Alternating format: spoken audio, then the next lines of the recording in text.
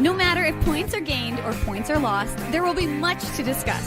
For analysis regarding tonight's Winnipeg Jets game, here are Dave Manouk, Ezra Ginsburg, and your host, Drew Mandel. The Illegal Curve post-game show, presented by Play Now, the official sports betting partner of the Winnipeg Jets, starts now.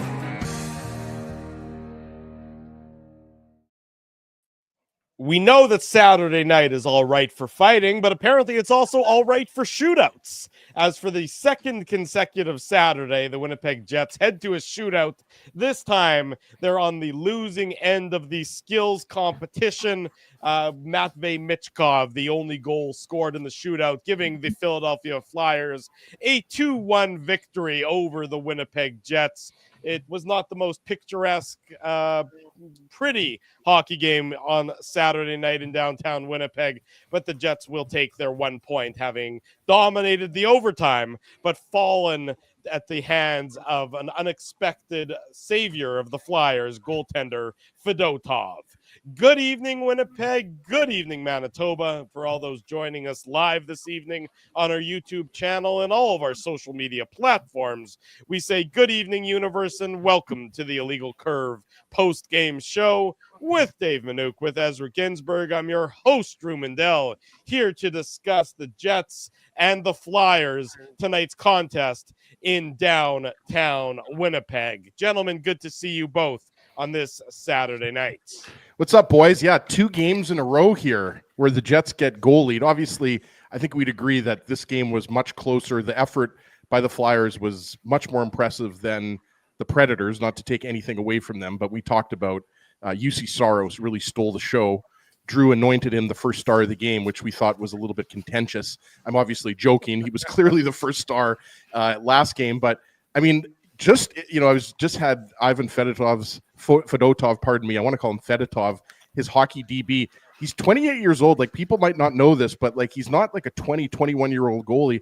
No. Just go to his hockey DB and look at his stats in the Russian league. Like, he was drafted back in 2015. Dave M and I were there in South Florida. No big deal. Gallivanting around Boca Raton, Florida in the BMW. But so Fedotov comes with an impressive pedigree in the Continental Hockey League, right? So his numbers, I like to look a little bit, you know me, Drew, I like to go a little bit deeper into the stats. His .883 save percentage going into this game, I texted Dave, like, this could be a long night for Fedotov. I'm going to say that a couple times. I actually wrote it down, Ezzy, so you might want to write it down. I wrote down a little so that I got it spelled out phonetically here. I think the reason why I'm saying that is because I keep thinking of Ruslan Fedotenko. I don't know about you guys, but that's what I keep thinking of. Former Pittsburgh Penguin, and I think he also played for the Flyers, actually. But Fedotov, there I said it right, was excellent tonight, guys. That save that he made on Nikolai Ehlers on the power play, the glove save, and then he obviously made it a little bit more dramatic maybe than it needed to be, but he was excellent tonight. Obviously, Noah Cates. It originally looked like honorary Illegal Curve member Noah Cates. Yes, Noah Cates. He is, I think, a member of the tribe. If he isn't, we'll make him one. Yeah. But look, the Flyers were desperate. Like, they're trying to stay relevant in that Eastern Conference playoff race. They're going to have to jump a lot of teams. But I thought, look, the Jets didn't have, the best first couple of periods. They were being pretty badly outshot in the first period. I think it was 9-2. Then they started to turn it on late in the first period. So look, and they got the late power play opportunities, and they weren't able to capitalize, guys. And obviously, that's a big narrative here in Jets land. No power play goals in the last 6 games, Dave. Yeah, they're over 16 now, and there's no question. Like, look, I know that folks want to hit the panic button. The Jets could have won this game. You credit the opposition netminders. See, that's a smarter way of, so I don't avoid mispronouncing it, Ezzy. So you don't have to say his name. Exactly. Coward. The Washington Capitals have now lost 3 in a row. So, I mean, again, the top teams in the NHL are allowed to lose games. You don't like it. I mean, look, the concern would be for me.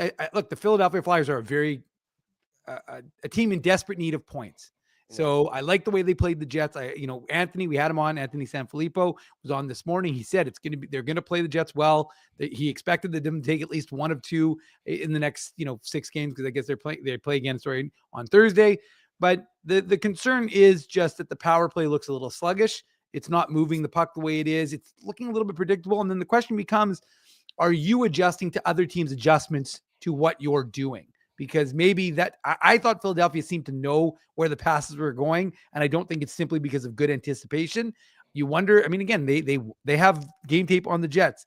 They're clearly, planning for what they expect Winnipeg to do. And one of the things about Winnipeg, it's been so good, is the speed, the efficiency, and the uncertainty they've left their opponents with. So, yeah, I mean, look, over 16 in their last 3 or 4 games, whatever the number is, Drew, it maybe a little bit longer.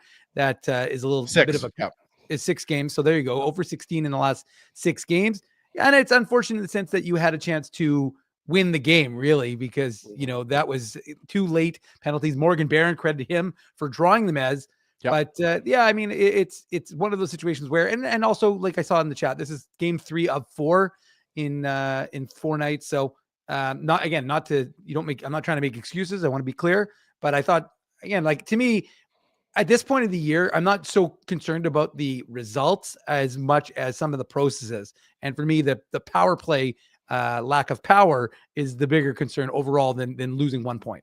Yeah, I mean, in terms of the power play, I thought they had trouble they certainly possessed it, but it was all on the exterior. Of course, you mentioned Ehlers, that great save by Fedotov off Nikolai Ehlers. That was really the only time they were able to penetrate the box, which is really not that did not come out the way I meant it to come out there. Get your mind out of the gutter, Mindell. Seriously, sorry. But that, the Jets obviously had a possession on that power play for a lot of the time, but it was all on the exterior. They were having trouble doing the one-touch passing that we've seen them so successfully with. And even, Gabe Velarde down in his office right next to the blue paint hasn't been able to set up there lately as well as he has. Here's Scott Arneal. You guys finished with 73 shot attempts. What made it so hard to get more than just that one goal? Well, the goaltender has a lot to do with it. Obviously another team that, this team does a real good job of trying to get in shot lanes. And, I mean, that if we're sitting here saying we didn't even attempt to shoot the puck and whatever. You can't criticize when guys are taking that many opportunities and getting that many looks. Earlier 2 weeks ago or earlier in the year, all that stuff was going in, especially if we got that much quantity. Last few games there, goaltenders have made stops, and we've gotten snake bitten a couple of times, and for us, that's just stay with it, stick with what we're doing, and some of those will start to go in.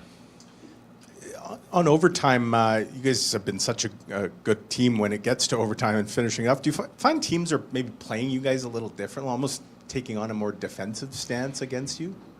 I think not necessarily. I still think the best players are coming over the boards for them, for the opposition team. When you don't have the puck, there's not a whole heck of a lot you can do. You can't get aggressive. You can't. It's hard. You have to sit and wait for your opportunity to stab and to try to get the puck back. That might be off a missed shot. That might be off maybe an errant pass. Whatever it is, it doesn't matter really. I mean, if we don't have the puck, and we just had the puck the whole time, and it just felt like, and then KC gets that glorious chance. I think it hit one of their forwards, and then in the crease. So those are things that, they, as the season goes, they go your way and they bounce the other way at times, and just stick with what we're doing. How much are you looking forward to now, at least having a couple days before your next game? Because this was 5 and 8 and sort of 2 one-game homestands, 2 one-game road trip mixed in, all out of the Four Nations break. Yeah, everybody's going through it. Like I've mentioned all year, this schedule is crazy. It's just what you have to kind of endure. And for us, it's just making sure when you're in these situations that you simplify kind of how you play. I thought there was tonight early on, there was some chances where we could have shot the puck where we tried to make one more play, things like that. But again, you're running into teams that are going through the same thing, and you just try to, as much as you can. That's why we got to use the bench, and we got to use everybody if possible. Those 2 late power plays in the third period were a great chance to seal a game. We talked to Nikolai Ehlers, who said that he thinks the passing needs to be better with the power play. What did you see on that front in the puck movement there? I thought we had some great looks. Again, just like last night. 2 nights ago. I thought we had some great looks. He had a glorious one right there, and we had a few that were, real tight, real close. Whatever. I'm not criticizing our power play. Our power play has been exceptional. Right now, the last 2 games, I thought in Ottawa it wasn't what it needed to be. I thought the last 2 games we were dangerous. Spent the whole time in their end of the rink. and just a matter of poor puck luck as to why you haven't been able to convert? That's all part of it. There's good goaltending. There's other people getting their sticks on plays. These are sort of the things that happen over the course of the season, whether it's your power play or whether it's our 5-on-5 scoring. These are kind of the ebbs and flows that happen throughout the season. It's just sticking with it. We don't get frustrated by situations like this. We just kind of move on. When we get our next chance, we look to bury that puck. What are your thoughts on Logan Stanley? Standing up there with. He's taking on a heavy.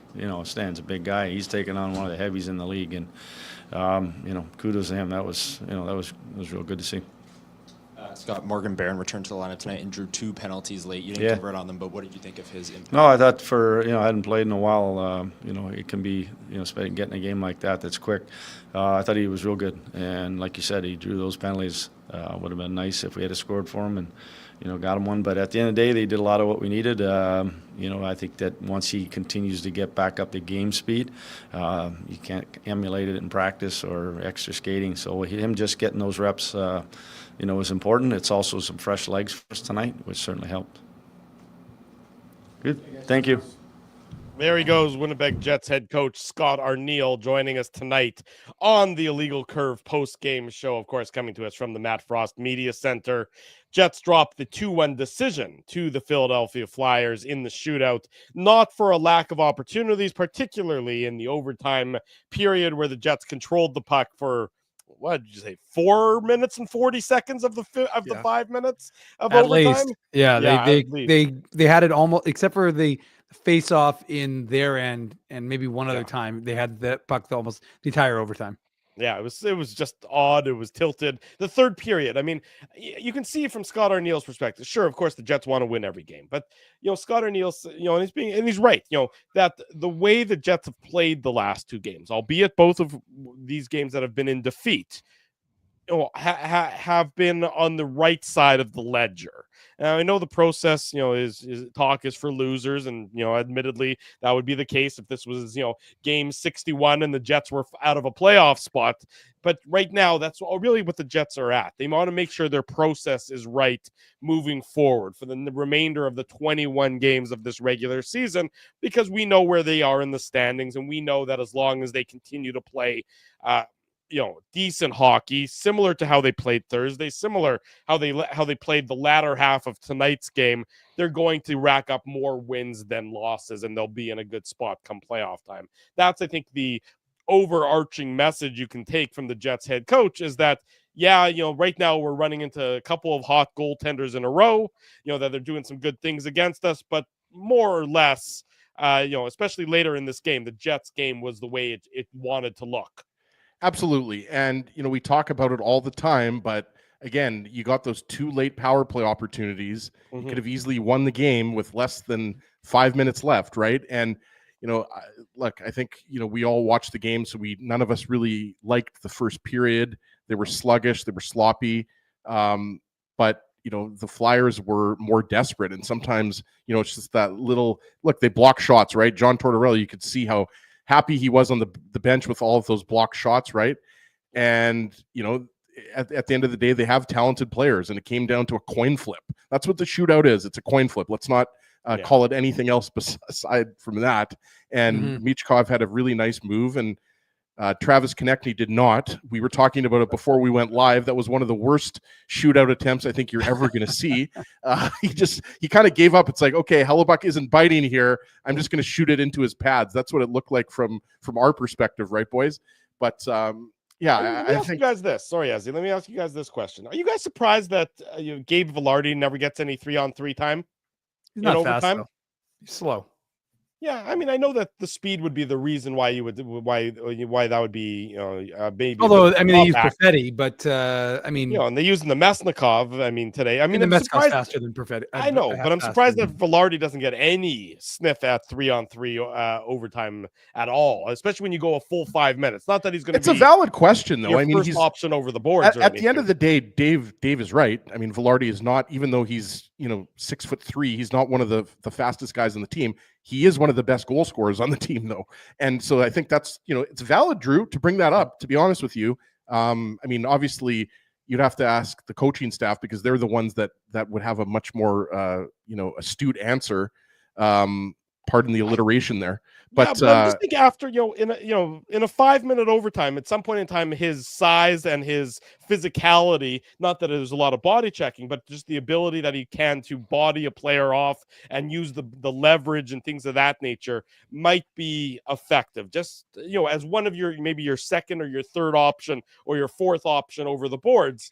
I'm surprised. Well, exactly. Julian. The other thing I was going to say, Drew, at overtime. Lowry only does that for, as I wrote back. Yeah, I mean, Lowry's only face-off guy. He's only there for the face-off. And at the end of the day, I mean, you could make the argument there's more ice out there. So, I mean, he has more time to maneuver, and, maybe, he gets the right time and space, and he can use those hands, and he has a good shot. So, again, the coaching staff most likely has their reasons. I think Dave is right. I think speed would probably be a factor.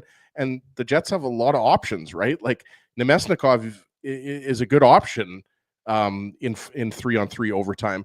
But at the end of the day, like, the Jets dominated that overtime, and Kyle Connor looks like he scored. And didn't Scheifele hit the post, or Fedotov got a piece of it, and it looked like it hit at least Harner-Ryan Singh. And sorry, as an aside, Harner-Ryan Singh and John Garrett, they're a great duo. I really enjoyed them. Harner-Ryan usually does the games, or at least last year, I'm not sure, he was usually with Louis DeBrusque. But Harner-Ryan and John Garrett, I thought John Garrett made several good points, including the Jets have never faced Fedotov before. So they don't have a book on him when it comes to the shootout, for example. And Hellebuck, guys, I'm sure you heard this as well, hadn't been in a shootout since 2023.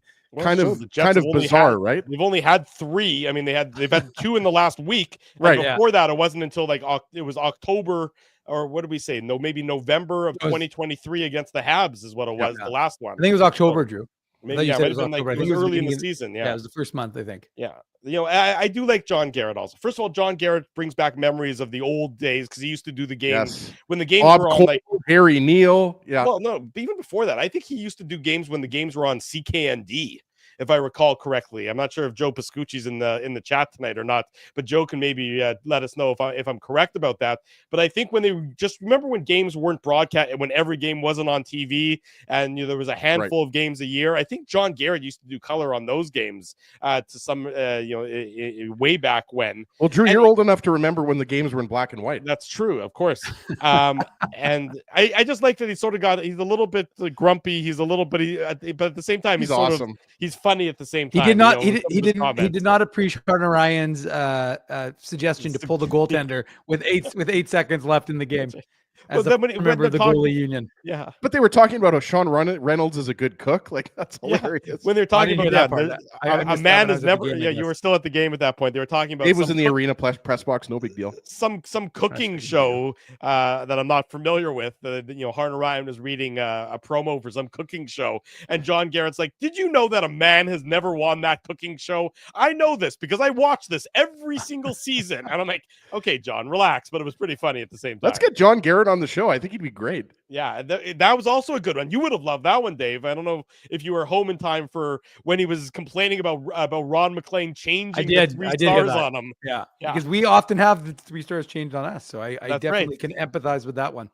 I thought you would. Well, more specifically, you do, because Drew and I don't go to many games anymore. In the press box, we're a unit, but I do something it's for all of us. That's beautiful. That brings a tear to my eye. I'm going to press a button now. It's the game recap. So when I press it, it's like I'm doing it for all of us as well. The Play Now game recap. Big thanks to our friends at Play Now for their continued support and title sponsorship of all of our programming. Don't bet on illegal sites. Bet with Play Now instead. Keep your money in Manitoba. Manitoba's local, legal, and secure gambling site. 18 plus. Enjoy responsibly. The Jets open the scoring in tonight's game. 9:58 mark. So just before the halfway point of the first period, Mark Scheifele gets his 34th of the year, assist to Gabe Vilardi and Kyle Connor. And that line was buzzing early on in this game. They had some good zone time, and they were able to have the Flyers on their heels. And Mark Scheifele, as he is so adept at doing, just sort of quietly steps away from Cam York, and the puck gets over to him from Vilardi, and Scheifele makes no mistake getting it past Fedotov, the only time the Jets would get a puck past Fedotov in the course of the game. But Mark Scheifele is just so wise at finding those soft spots on the ice. And you could see Cam York, just sort of looked up. He's like, wait, where did Scheifele go? How is he over there? And before he was able to react, the puck was behind Fedotov in the net to give the Jets the 1-0 lead. As he Drew, Scheifele's goal seemed like it happened like this afternoon. It was so long ago. It was, it's a couple of games in a row here where we're not getting a lot of goals, unfortunately, to talk about for the Jets. But yeah, I mean, you mentioned it. I mean, Scheifele just kind of evades Cam York. Cam York just isn't tight enough on him, and we know Scheifele, with his quick feet, he can, all he needs is a little bit of space, and he can get open. Right. Great work by Kyle Connor. He goes behind the net and takes Bobby Brink, I believe. I had it written down in my notes here with him. And it was prior to that, it was just a good cycle between Velarde and Connor.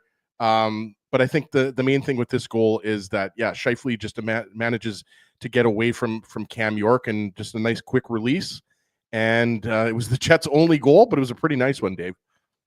The question is Drew going to give it the shot of the game, or is he going to just ignore it? And I think he's going to give Travis Konechny the shot of the game. That's right. The shootout attempt by Travis Konechny is going to be the Seagram shot of the game. Okay, fine. I'll press the button.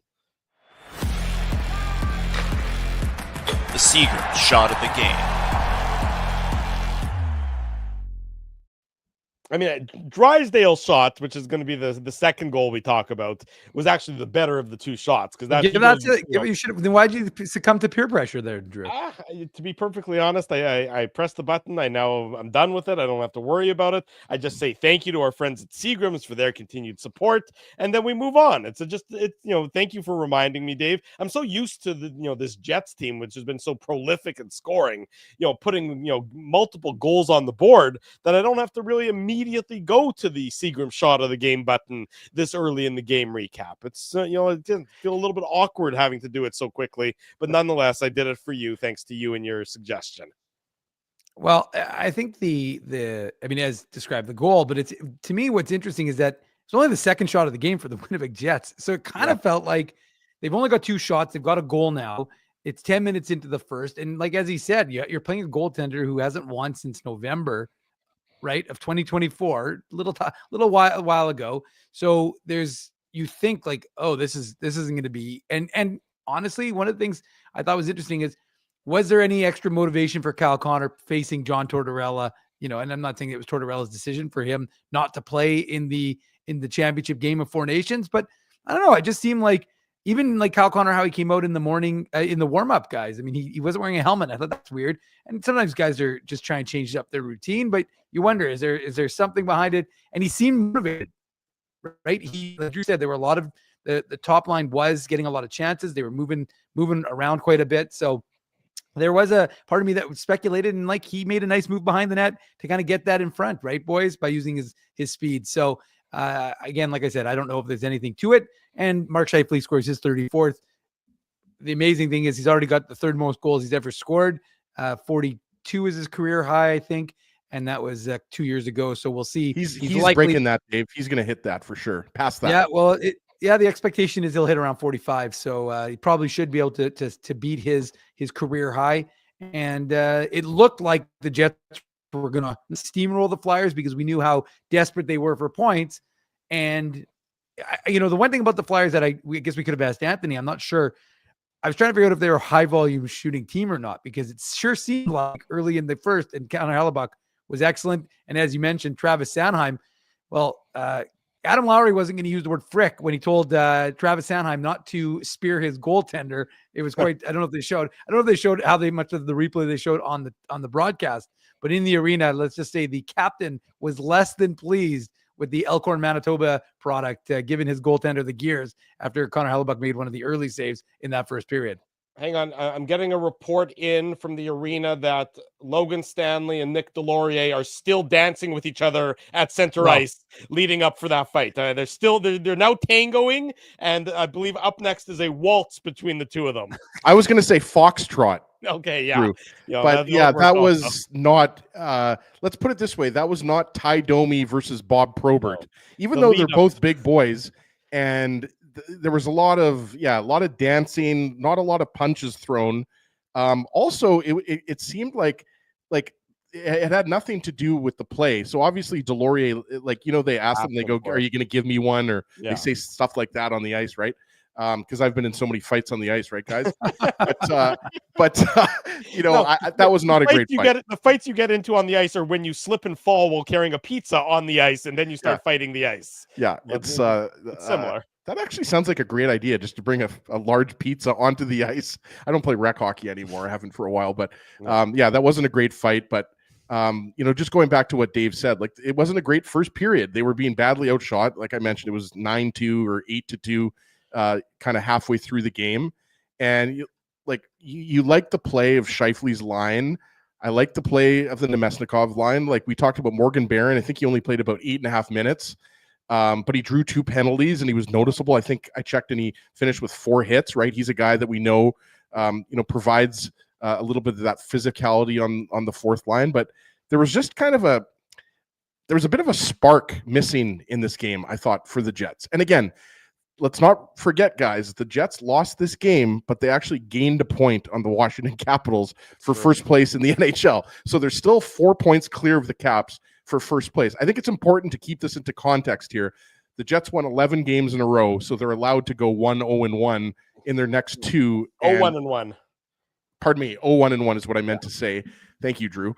And so, it's nothing to get too upset about. Like we said, gets to overtime. The Jets possessed the puck for about 4.5 minutes of the 5 minutes. There was lots of good chances. I also wanted to mention back to what Dave said about Kyle Connor kind of being a little bit more motivated, maybe with facing Torts, who was obviously on the American coaching staff.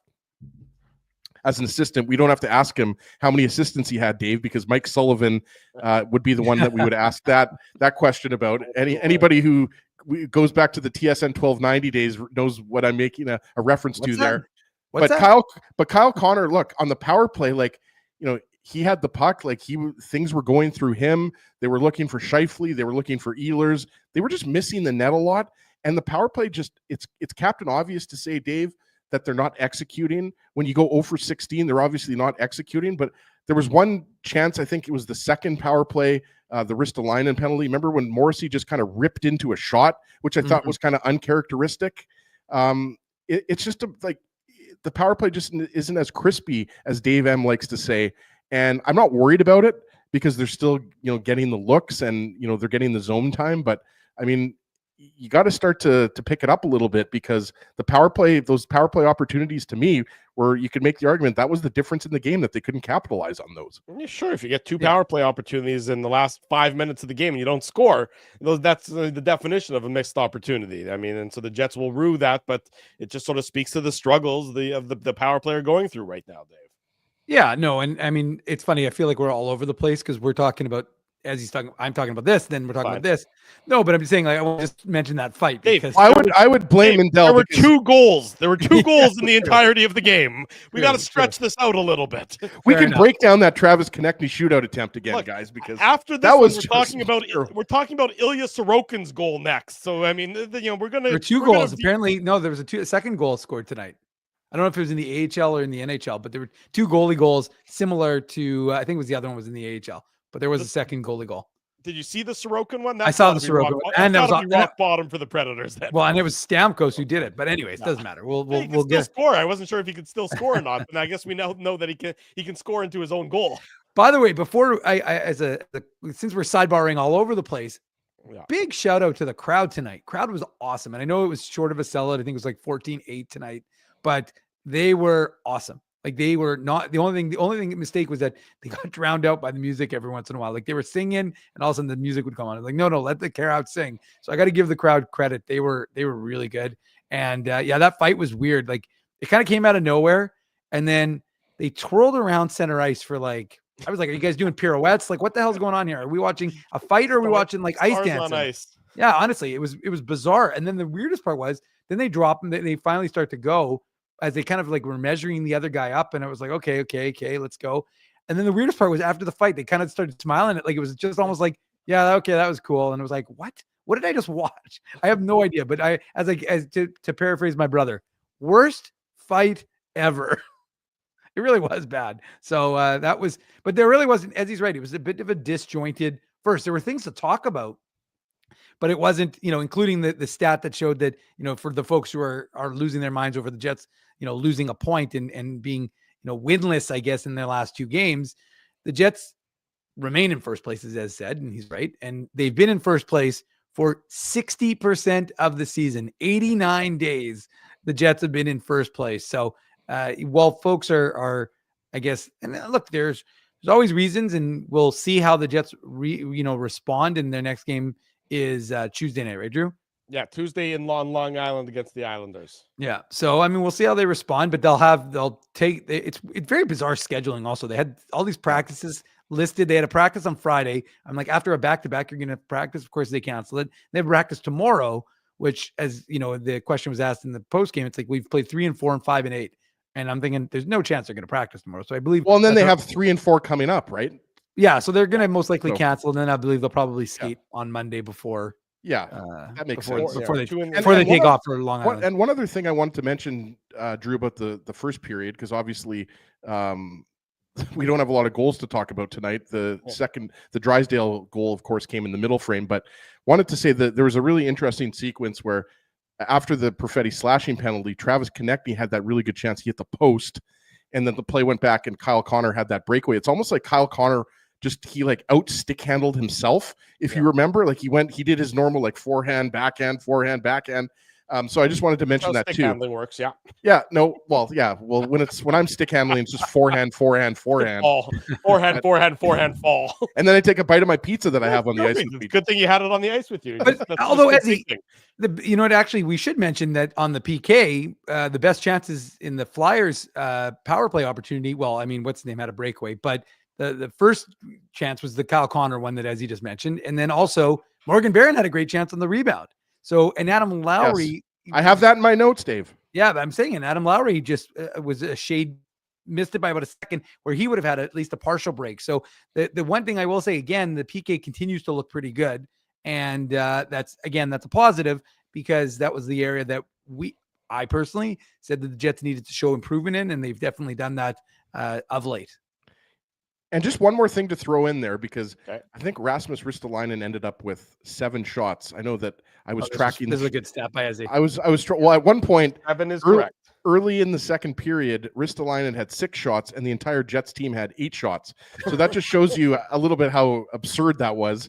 But, there's a lot of talk about Rasmus Ristolainen being an option for the Jets. I know our old buddy Brandon Rewicki, who's a Flyers fan, of course, he was saying that Ristolainen would be a good fit on Winnipeg Sports Talk with Husson Remus. And then obviously Scott Lawton, a.k.a. the curator of the last meal at 5.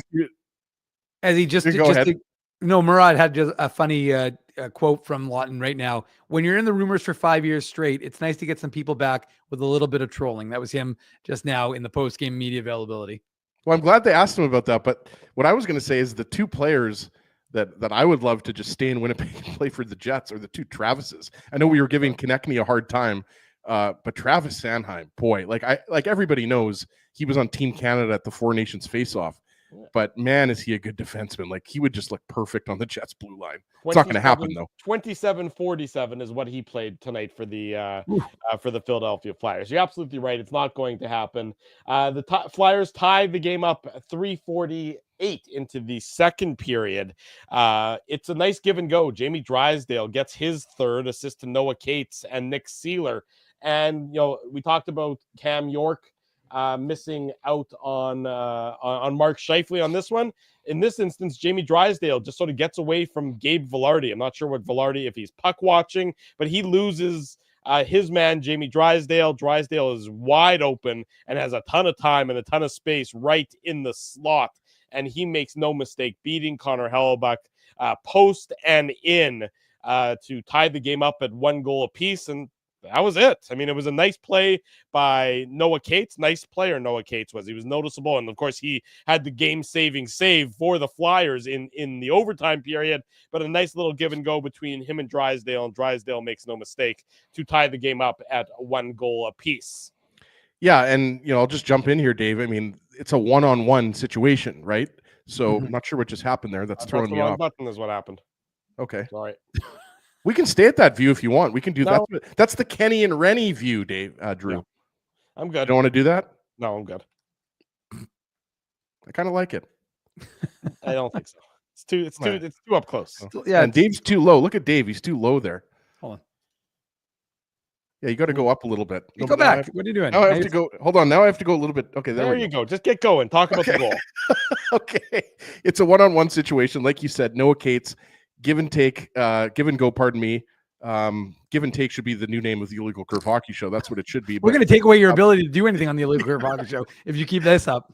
Yeah, Gabe Velarde just loses Jamie Drysdale. And it's funny, Dave, because obviously you were in the building, as you usually are, for the first 2 periods of each home game. And then, of course, you go back for the 3rd period. But Jamie Drysdale had so much time that he kind of did like an extra little stick handle. Yeah. Because he had so much time and space.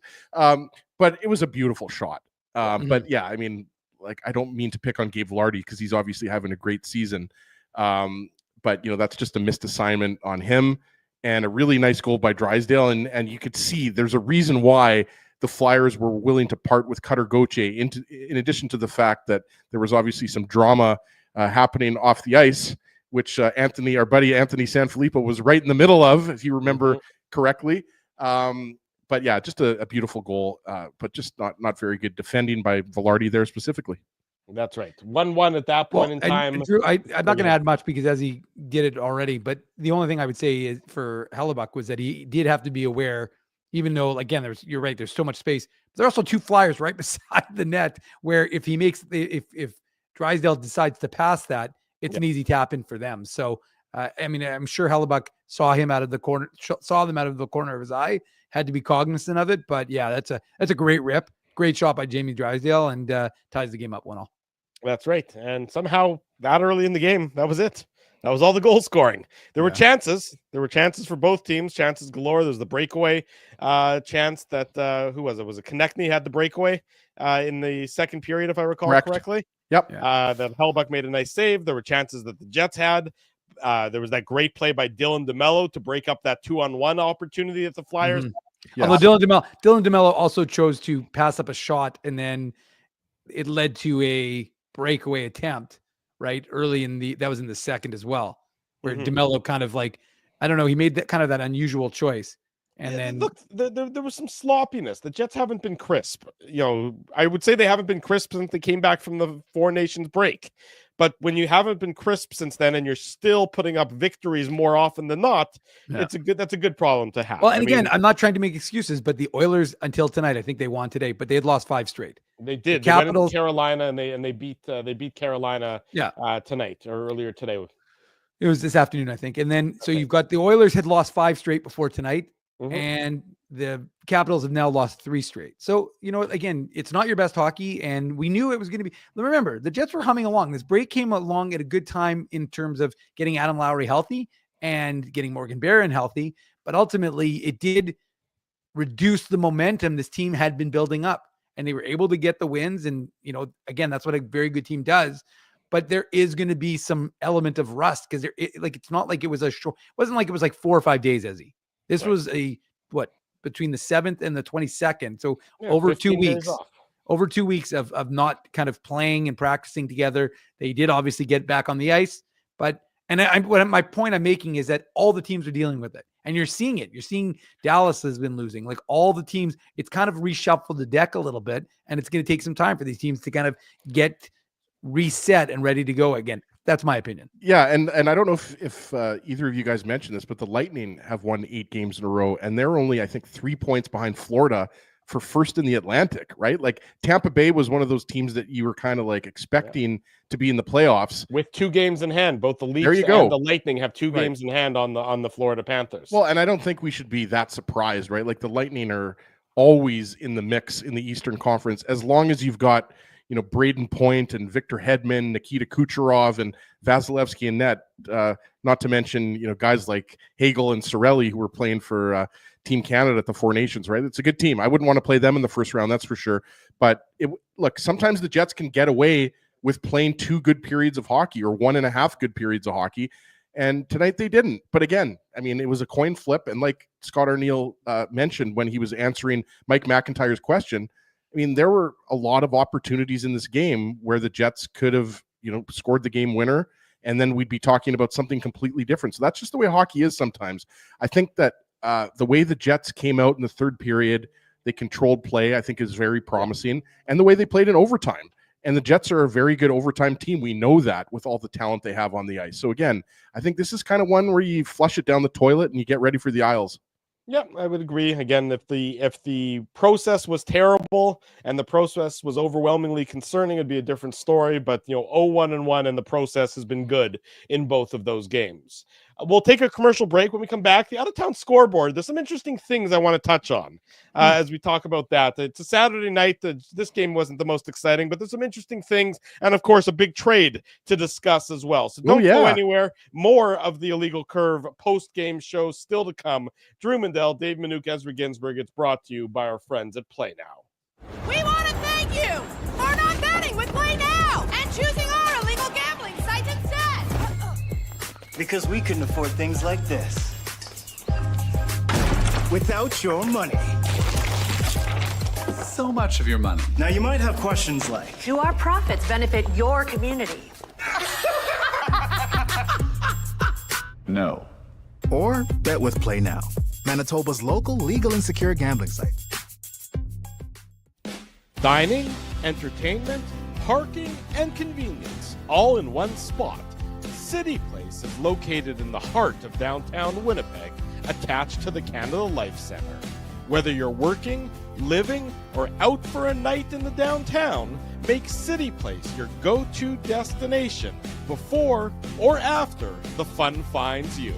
Lunchtime, game time, anytime, visit City Place at 333 St. Mary Avenue, next to Canada Life Centre.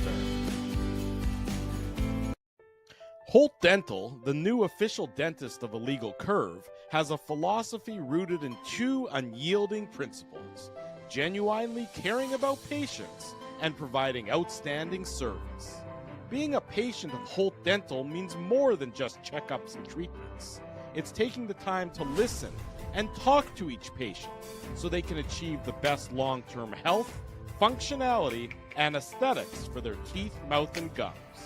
Conveniently located at Grant Park Festival on Taylor Avenue, Holt Dental is dentistry of the highest quality in a comfortable and relaxed environment. For more information, visit holtdental.ca. Oh, and there's plenty of free parking at the front door, too.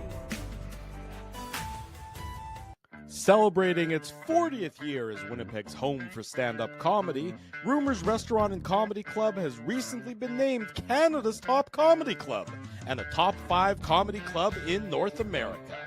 From birthday parties to date nights to fundraisers and everything in between, Rumors is your destination for the best and most affordable live entertainment Winnipeg has to offer. For more information on upcoming shows, Rumors' incredible promotions, and to purchase tickets, visit rumorscomedyclub.com. At Boston Pizza, a fast lunch doesn't have to mean fast food. Now you can get a $15 lunch served in just 20 minutes, including your choice of a main, side, and drink. That's right, lunch for $15 at your local Boston Pizza.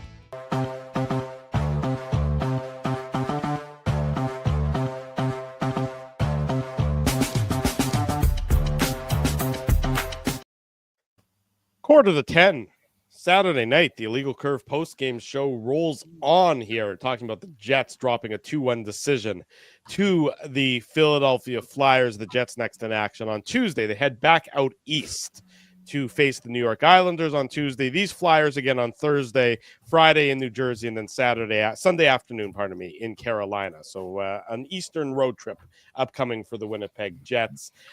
The most interesting score on the out-of-town scoreboard I want to highlight is that of the St. Louis Blues. They won tonight against 4 in a row? Well, that is 4 in a row now for the St. Louis Blues. With the victory, they moved to within a point of the Vancouver Canucks. Now, and I told you. Tied with the Calgary Flames as well. Now, the Canucks are in action tonight against the Seattle Kraken, if I'm not mistaken. The Canucks had an opportunity earlier in the week to put some separation between them and the teams right behind them, but they lost to the Anaheim Ducks. Tonight against the Seattle Kraken, they're up 2-1 in the first period. Another opportunity.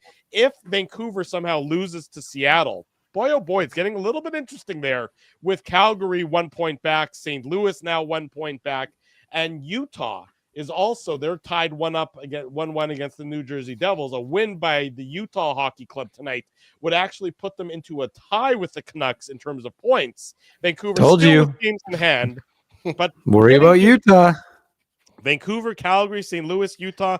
It's certainly not what you would describe as a murderer's row, but things are getting interesting for the final playoff spot in the Western Conference. I just wanted to make mention of that here on the post-game show. Well, and no, it's worth mentioning because the Jets are going to play one of those teams. I was going to say most likely. I mean, it's not guaranteed, but the Jets have a nice cushion there in the Western Conference, right? So, I mean, it's going to be, if it's not the Flames or Canucks, it's going to be Utah or St. Louis most likely, right? So it's worth mentioning. And that's what you love, right, guys? I mean, at least that's what I love.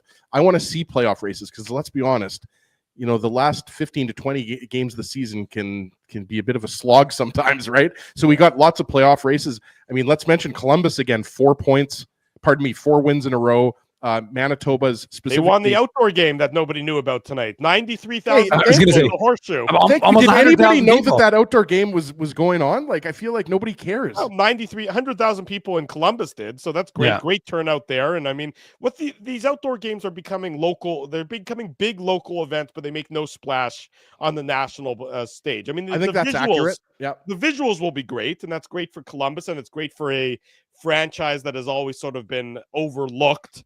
Columbus is a nice city, and things of that nature. So great for them. And it's so great that they're given the tragedy earlier at the beginning of the year. Well, did you see the Red Wings came out in the Johnny Gaudreau jerseys? I don't know if you guys saw that. That was just beautiful. Exactly. So, given that, it's great to see that Columbus is 4 points up. They should be a playoff team. Well, and you're talking about a team of destiny, right, guys? Like, I'm sorry, I don't care what anybody says with what happened with the Gaudreau brothers. Yeah. I absolutely want to see the Columbus Blue Jackets in the playoffs. I think that is there's something beautiful about that. I don't care what anybody says. Also, shout out to Dominion City, Manitoba's Denton Matejchuk, who picked up his, I think, third career NHL goal. He opened to get that in there. Yeah, he opened the scoring in the game, in the outdoor game. So that's great for him as well. Exactly right, Ezzy. That's anyways, they're right behind the New Jersey Devils, only 2 points behind the Devils in the Metropolitan Division. So things. Well, they have to be one of the best stories. Dean Evison not like right up. Like, I realize Scott. Where's he from, Ezzy? Well, he is from Flin Flon, but the hometown of my dad, of course. But Dean Evison and John Cooper as well, guys. Like, he's never won the Jack Adams, which I find very surprising. Yeah, that's hard to believe as well. Anyways, want to make mention of those couple of interesting things happening around the NHL tonight. So great to see some nice stories unfolding, and that's certainly one of them. And as we get past the trade deadline, we'll probably keep a closer eye on some of those playoff races as things, the shift of the focus shifts from players being acquired to playoff matchups and things of that nature. So we're beginning, with the trade deadline on Friday, that's beginning to come to fruition. Your thoughts quickly on the Seth Jones trade. So in case anybody missed the Seth Jones, the deal in full, here it is. Seth Jones and a 2026 fourth round pick go to the Florida Panthers. In return, the Blackhawks get a first round pick that will either be 2026, or if the Panthers don't have a 2026 first round pick, it'll become a 2027 first round pick. They get goaltender Spencer Knight as well, and the Blackhawks will retain $2.5 million on the contract for the next 5 seasons. Your thoughts on the trade between the Blackhawks and the Panthers? Dave, you seem like you made a face there, so tell me what your thoughts are. No, my only face is the retention. I think that's if you're Chicago, you get Spencer Knight, you're hoping you got a goaltender of the future. Sorry, Laurent Brossoit. That's not great for him, of course, but he hasn't played a game this year. No, of course. But to me, like, I actually like the trade for both teams. I mean, like I said, wasn't the hugest Seth Jones fan because of his contract isn't good, obviously. And that's still a big number, it's still, Drew, what is his number right now? $6 million for the Panthers? Yeah, let me look. Oh, 7 million. The thing that I found that was a little bit odd is the insiders were saying 25%, and then they showed it on Sportsnet. Yeah, I was kind of curious why. Like, why would you make it that number? I think they wanted to get it right to that 7 million mark. Is that what it was? Yeah, I guess so. Yeah. So the 7 million mark with the retention, it had to be 26.2348% or something. To me, it's more just the timeline for Chicago. I mean, you're retaining for the next 5 years. That's a big amount of time for the Blackhawks. Obviously, it hampers your ability for retention in the future. And right now, from that, again, like I said, if you're Connor Bedard and you're the Blackhawks, you've got all this, like they're loaded with young talent. There's only so long that you're going to want to be in that sort of redevelopment mode before you need to start making moves yourself. So 5 years is a long time. And is that what they're saying? Or they're saying, okay, well, the cap's going to go up. So really that's not going to be as impactful. It's just going to be some dead money on the cap. And we're not going to have to worry about it because we're going to have this boost. Maybe that's it. And that's obviously something to be considered. I just think for 5 years to retain, it's a lot. But I mean, look, if you're Chicago, you get a good young goaltender and you get a first round pick. And Spencer Knight, guys, is only 23 years old. It's I think easy to forget that because he came into the league. I think his first season, he was 19, Dave, if I'm not mistaken. He played 2 years for Boston College, and he's got a decent 13th overall pick back in 2019. So the pedigree is there. Well, and he's got 12 wins this year, Drew. Yeah. Like it's not and he was in the player assistance program. So we got to mention that in there. Obviously, a lot of respect for players that go through that. Obviously, Patrick Laine as well. So he's had, some tough times early on in his career, right? And he's managed to persevere. So like Dave said, I mean, there's things to like about both of these trades. Both of these players that are moving. It's a big price tag for the Panthers, but obviously we know the Panthers, they're in first in the Atlantic. They have playoff aspirations, and that beefs up their blue line. I haven't been following the Panthers enough to know if there's been any injuries there, which maybe that's why they acquired Seth Jones. But I mean, Seth Jones, even though, I'd say, he's regressed in his career, he can still move the puck. Like, he's a great skater and he provides offense. I think where the criticism has come with Seth Jones is his defending. He's had trouble defending off the rush. So I think that might have scared some teams away, in addition to Drew, as Dave mentioned. I mean, $9.5 million, that's a massive price tag for a guy that's, let's be honest, he's not a number one or number two defenseman.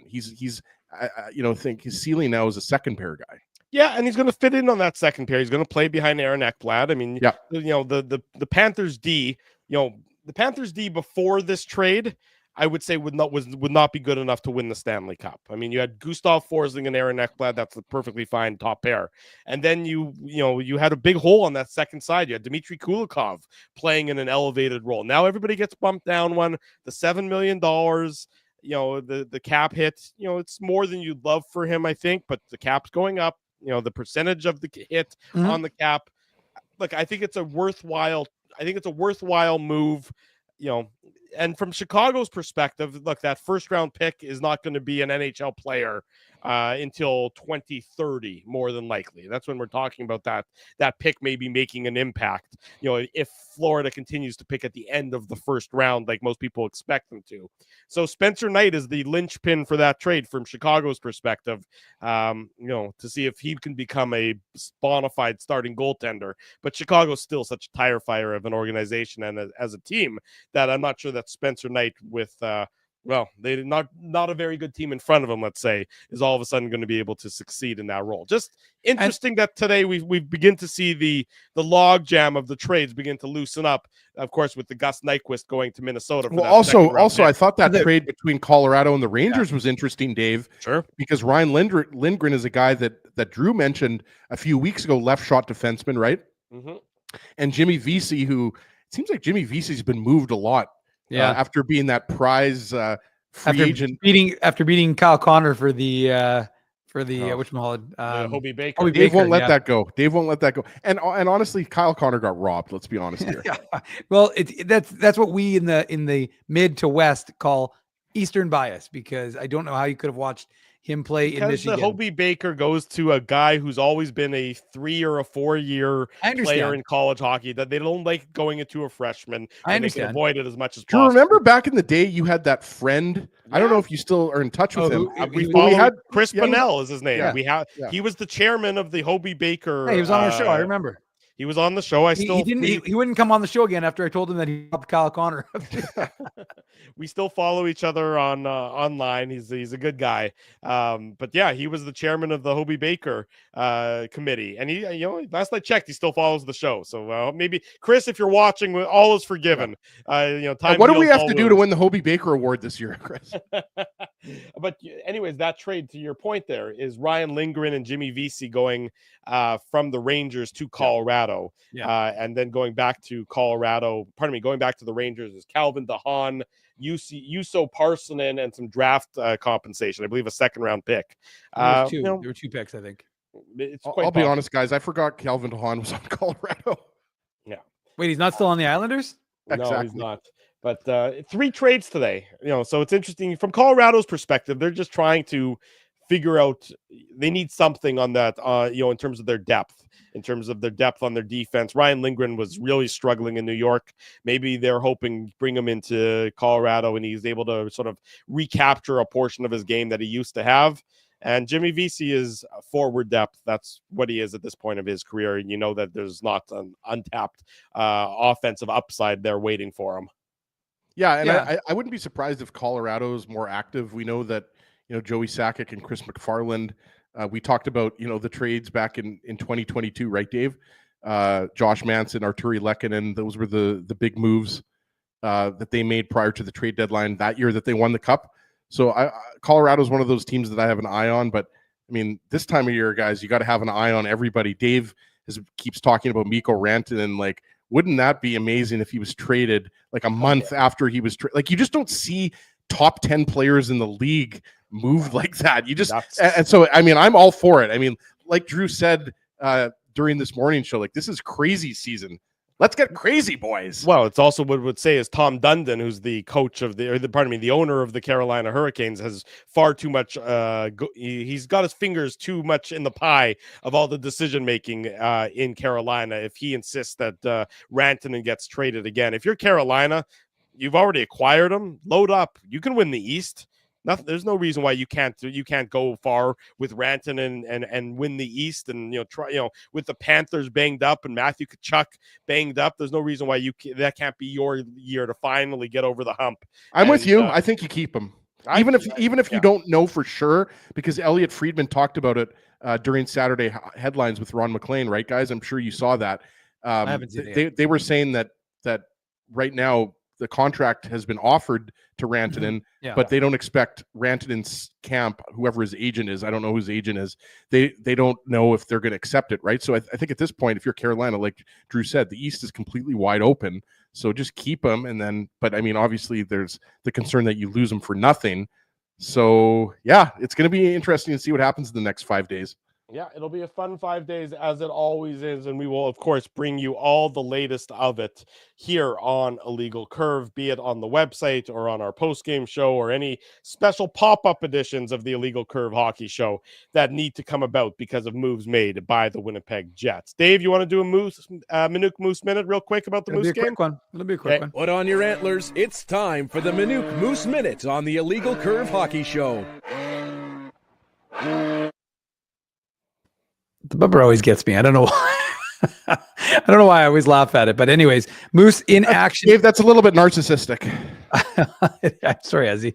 Usually you hit it so I can think about it. But anyways, the point is Manitoba Moose closing out the 6-game road trip in Toronto. Once again, Anthony was joining Daniel Fink in the broadcast booth, because Anthony, of course, used to be the number 2 guy with the Moose, moved back home. So we had hold on a second. Anthony Sanfilippo did color for the Moose. Anthony Fusco, Fusco Nation. So it was a member of Fusco Nation, but it was good timing for me because the Moose game started at 4 and it ended just as I'm sitting in the press box watching the Moose game, watch the third period there. So that was good at Canada Life. The Moose, I got to tell you, the officiating, though, in the AHL today was not good. And I know Partisan Paul said he was at the game, so he will be able to attest to that. Brad Lambert, the Jets prospect, thought he scored a goal on the power play in the first period. The refs called it no goal because of goaltender interference, because Mason Shaw was there in front of the net. The only problem was he wasn't in the blue paint. You guys would not have liked it, but shortly thereafter, Mason Shaw, he gets some revenge. He scores to make it a 1-0 hockey game. Unfortunately for the Moose, a minute 39 later, the Marlies tied it because of a bit of inattention to detail, as Drew would like to say. There's some good chances. Dominic Tonnato, he had a really good chance. Elias Salamonson, he had an excellent chance. Neither team could find the back of the net again. So guess what this game needed, boys? This game needed something called a shootout. And I can tell you right now, I don't understand. I actually don't understand how they didn't score in the overtime before I get to the shootout, how they didn't score in overtime, because there was one play where the puck ended up behind Dom DiVincentis. I don't know how it stayed out of the net. Like the physics, none of it made sense. It was on a power play for the Marlies because they had a chance. Mason Shaw got hit with an interference call. Doesn't go. There was a big brawl at the end. Dominic Tonnato got tossed down. So the teams fought. The refs kind of let it go. Very weird. And then the Dominic DiVincentis, I guess he was a little gassed. So the Marlies scored on their first two chances. And sure enough, Brad Lambert had to extend it. He had to score, wasn't able to do so. So the Moose pick up a shootout loss. So they ended up 3-2-1 on this, or 3-2-0-1, because of course that's the way they factored in the AHL. So they return home with more wins and more points than one would expect from a team that's been playing the way they are, but most likely a little too late. And I should mention, over in the ECHL, Thomas Milic, he got his second straight win. He had a shutout yesterday, and he had a 3-1 victory for Norfolk today. So back-to-back wins for goaltending prospect, 2023 fifth rounder Thomas Milic. There you go, Dave M with the Minuk Moose Minute. And I believe, if I saw correctly on Instagram, and it was a post from today, Kevin He had a hat trick today. I think I saw the Jets put that up on their Instagram, unless that's old. Drew scooped you there. You did. Well, you know what? I do have. It's funny. I had the OHL page pulled up. Kevin, he did in fact have a hat trick, Drew. So well done, Mindell. I will clip it before you get a chance to. So you're not. I promise you, I won't clip it. I know. You can take the rest of your life, and you still will beat me until I clip for clipping it. He also had a goal, so he had a 4-point game, which has been good because he's been a little bit silent. He's been getting some points, but not a ton of points. So Kevin, he shows up bigly, the 2024 fourth rounder. And then I'll check quickly. I don't think Lethbridge is in action. Oh, they were in action. 5-1, Drew. How come you didn't pay attention to that? They beat Regina, and Braden Yager had 1 assist. Oh, 2 assists. So 2 assists for Braden Yager, the 2023 second rounder of the first rounder, of the Winnipeg Jets. That's it for us tonight on the Illegal Curve Pittsburgh Penguins. So big thank yes, there's a draft pick of the Penguins. Fine. You're right. I never said a draft pick. Didn't I say a prospect? You did, yes, that's true. Yes. Big thanks to all of you for joining us. Big thanks to everybody who joined us this morning as well. If you haven't already done so, smash the like button, subscribe to the channel, subscribe to the podcast, leave us feedback, and of course, turn your notifications on. Big thanks to our sponsors, Play Now, Rumors Restaurant and Comedy Club, Holt Dental, Boston Pizza, City Place, and of course, our friends at Seagram support these fine businesses because of their continued support of Illegal Curve Hockey. We'll be back on Tuesday night for our next edition of the Illegal Curve post-game show. That's going to be right about 8:45 p.m. Until then, for Dave Minuk, for Ezra Ginsburg, I'm your host, Drew Mindell. Thanks for watching the Illegal Curve post-game show.